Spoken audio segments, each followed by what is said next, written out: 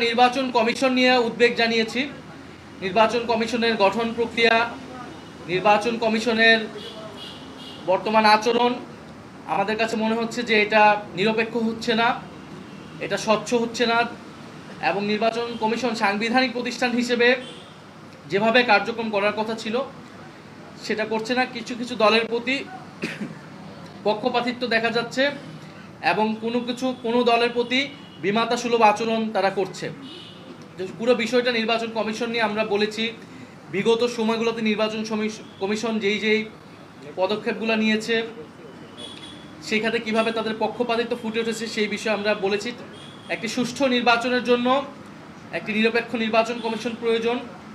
সুষ্ঠু নির্বাচন যদি না হয় এর দায় সরকারের উপরে আসবে, ফলে আমরা সরকারকে সেই বিষয়টি অবহিত করেছি। সরকার বলেছে এটা তো একটি সাংবিধানিক প্রতিষ্ঠান, তবে সুষ্ঠু নির্বাচন যদি না হয় এর দায় সরকারের উপরেও আসবে, ফলে এই বিষয়টা তারা গুরুত্ব সহকারে দেখবে যাতে সুষ্ঠু নির্বাচনের জন্য, লেভেল প্লেইং ফিল্ডের জন্য, নিরপেক্ষ একটা পরিবেশ তৈরি করার জন্য যা যা করণীয় তারা সরকারের পক্ষ থেকে সেটা নিশ্চিত করবে। আমাদের যদি প্রতীক না থাকে তাহলে তো আমাদের পক্ষে নির্বাচনে অংশগ্রহণ করা সম্ভব হবে না। আর অন্য কোনো প্রতীক তো আমরা নিব না, সেটা আমরা বলেছি নির্বাচন শাপলা কেন আমরা পাবো না তার আইনি সাংবিধানিক ব্যাখ্যা আমাদের দিলে তখন আমরা অন্য প্রতীকের বিষয়ে বিবেচনা করব। তার এক পর্যন্ত সেটা যদি নির্বাচন কমিশন না দেয় তার মানে সেটা শুধু প্রতীকের ইস্যু না, এটা নির্বাচন কমিশনের নিরপেক্ষতার প্রশ্ন, নির্বাচন কমিশন ন্যায় বিচার করছে কিনা একটা দলের সাথে সেটার প্রশ্ন।